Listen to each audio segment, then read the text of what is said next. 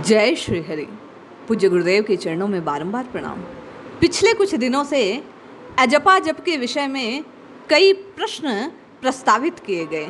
आज इसी विषय में हम आप परमहंस स्वामी श्री नारायण दास जी महाराज के एक लेख को श्रवण करते हैं, जिनमें प्रधान साधनों के अंतर्गत तप के साधन के भेद में वे भजन को बतलाते हैं और भजन के दो भेद वे प्रकट करते हैं। वे कहते हैं भजन दो प्रकार से होता है, एक माला से और दूसरा बिना माला से, जिसको अजपा जाप कहते हैं। भजन करने का सबसे पहला साधन माला है। मन के लिए यह कोड़े के समान है। जब तक माला हाथ में घूमती रहेगी भजन होता रहेगा। माला से भजन की संख्या भी मालूम रहती है। मैंने सुना है कि आम तौर पर सुबह शाम नित्य नियम से 10-20 माला लोग फेर ही लेते हैं। स्वामी जी लिखते हैं ये बड़ी थोड़ी संख्या है, कारण भजन में निम्नलिखित भागीदार है: गुरु, माता, पिता, जिसके राज्य में भजन हो रहा है और जो अन्न वस्त्र आदि देता है। एक दिन रात में 24 घंटे में 21,600 सांसें लगभग मनुष्य देह में चलती है। तो अगर ज़्यादा नहीं तो 21,600 नाम जप तो करना ही चाहिए। ये संख्या 200 माला फेरने से पूरी हो जाती है और अभ्यास होने पर ख्याल भी नहीं रहता 4 घंटे में 200 माला कब पूरी हो जाती है। 2 घंटे सुबह, 2 घंटे शाम, या जैसा जिसको अनुकूल हो। गृहस्थी में प्रत्येक व्यक्ति को ये करना चाहिए। स्वामी जी कहते हैं दूसरा साधन यह है कि छोटी माला हर समय हाथ में रखे, जिससे चलते फिरते भी भजन होता रहे। शर्माने की क्या आवश्यकता, ये तो मनुष्य मात्र का धर्म है। चलते फिरते ध्यान नहीं होगा तो कुछ हर्ज नहीं, सुबह शाम हो जाएगा।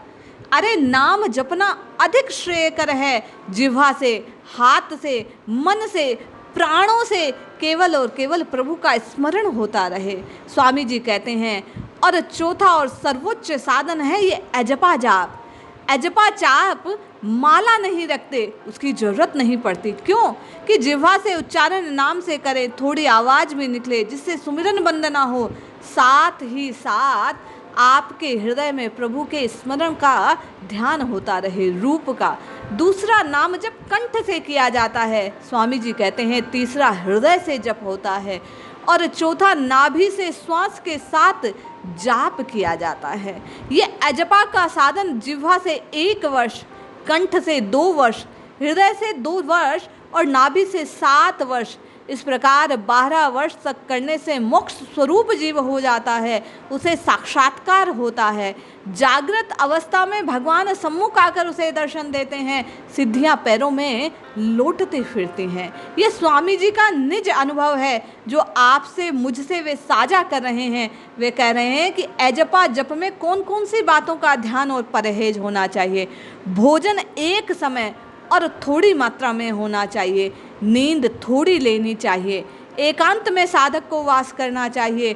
तकिया गद्दा प्रयोग में नहीं लेना चाहिए। 24 घंटे में कम से कम बोलने का प्रयास करें। मौन को अधिक से अधिक अपनी दिनचर्या में उसे शामिल करना चाहिए।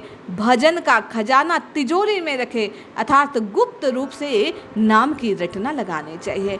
इस क्रम में ऐसा विस्तार पूर्वक बतलाया गया। स्वामी जी कहते हैं जिसको अजपा जाप साधना हो, भोजन सात्विक होना चाहिए।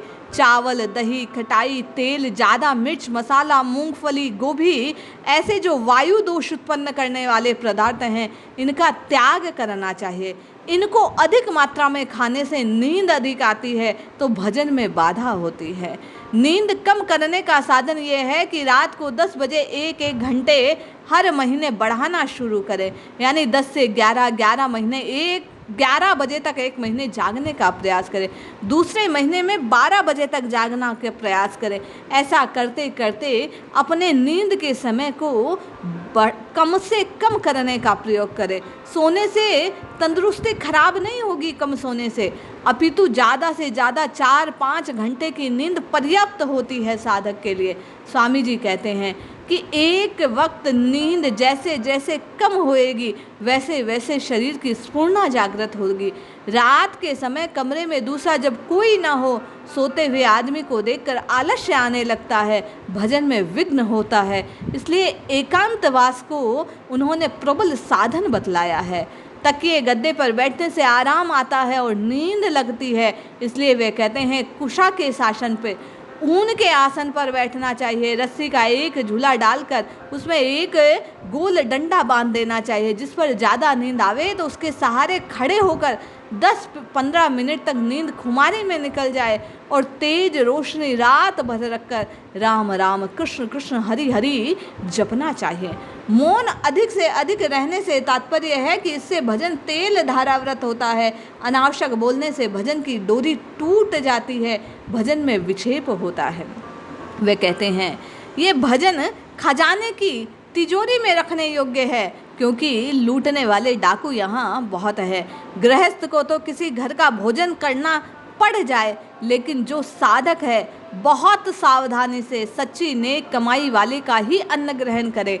महात्माओं को जो इस साधन को जाप को करते हैं, माया बहुत दुख देती है। दुनिया के लोग सब खजाना लूट कर ले जाते हैं।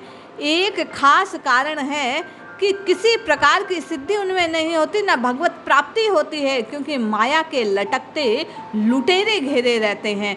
इसलिए गुप्त रहकर अपने भजन को छिपाकर गंगा जल पीकर शरीर का निर्वाह करते हुए साधकों को भजन करना चाहिए।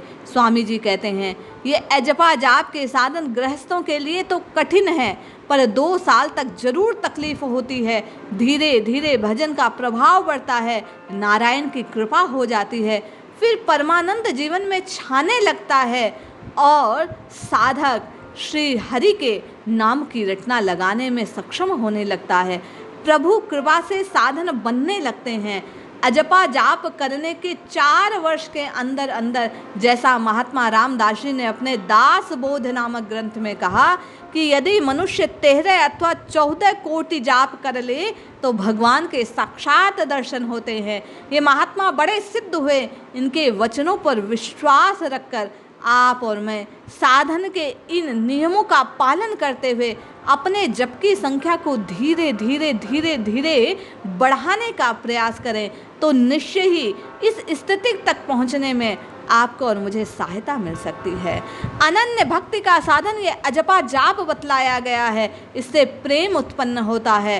धीरे धीरे जाप की संख्या बढ़ाने से नारायण के प्रति रोम रोम में प्रेम की जागृति होती है। भजन करते समय सत्य, कम और मीठा बोलने का प्रयास करना चाहिए। स्वामी जी कहते हैं श्वास श्वास में केवल और केवल नारायण के, हरि के, राम के नाम को उच्चारित करने का प्रयास करना चाहिए। पहले जिह्वा से, फिर कंठ से, फिर मन से और फिर श्वास श्वास से। ये श्वास श्वास का जो भजन है यही अजपा जाप है। जपा नहीं जा रहा, लेकिन साधक को इसकी आवश्यकता नहीं। साधन को आवश्यकता के अनुसार भजन बढ़ाने के कारण उसमें आदत बन पड़ी है। अब उसका चित्त केवल और केवल अपने इष्ट के स्मरण में लग गया है। इसलिए श्वास के आने और जाने के क्रम में प्रभु का नाम स्वतः उसके हृदय में उच्चारित होने लगता है। हृदय पटल पर केवल और केवल इष्ट का ध्यान, इष्ट का स्वरूप छाया रहता है। इससे अनन्य भक्ति करने पर स्वामी जी कहते हैं ऐसा करने से गृहस्थ आश्रम में भी निश्चय ही साधक को प्रभु का साक्षात्कार प्राप्त होता है। हम आप भी कम बोलकर मौन का अभ्यास करते हुए अपने जीवन में एकांत साधन को अपनाते हुए स्वामी जी के कहे अनुसार सात्विक आहार ग्रहण करते हुए दिन रात केवल और केवल प्रभु के नाम रटन की अपनी जिह्वा को, अपने मन को, हृदय को, चित्त को आदत लगा दें तो निश्चय ही ये अजपा जाप का साधन आप और मैं भी कर पाएंगे। आप और मैं प्रयास करें तो निश्चय ही साध पाएंगे अपने मन को, क्योंकि मन बड़ा चंचल है, बार बार संसार की ओर दौड़ता है। किंतु जब राम राम राम राम राम राम निरंतर जिह्वा से आप और मैं उच्चारित करेंगे, जैसा स्वामी जी ने कहा 1 वर्ष तक, तो निश्चय ही अगले वर्ष हृदय में ये नाम महाराज स्थापित होंगे। इनकी कृपा से, नारायण की कृपा से, गोविंद की कृपा से, गोपाल की कृपा से श्री रघुनाथ जी का आश्रय प्राप्त हो जाएगा और श्वास श्वास का भजन बनने लगेगा। इसलिए प्रयास कीजिए, हरि के नाम की रटना लगाइए, इसी को जपते रहिए, इसी में रमण कीजिए। निश्चय ही साधना परिपक्व होगी, परिमार्जित होगी। हृदय पटल पर श्री रघुनाथ जी का आसन बनेगा। आपका और मेरा भी कल्याण होगा। जपते रहिए, रटते रहिए, प्रभु को पुकारते रहिए। वे दीन बंधु अवश्य कृपा करेंगे, मुझे आपका भी साधन बनने लगेगा। जय श्री हरि।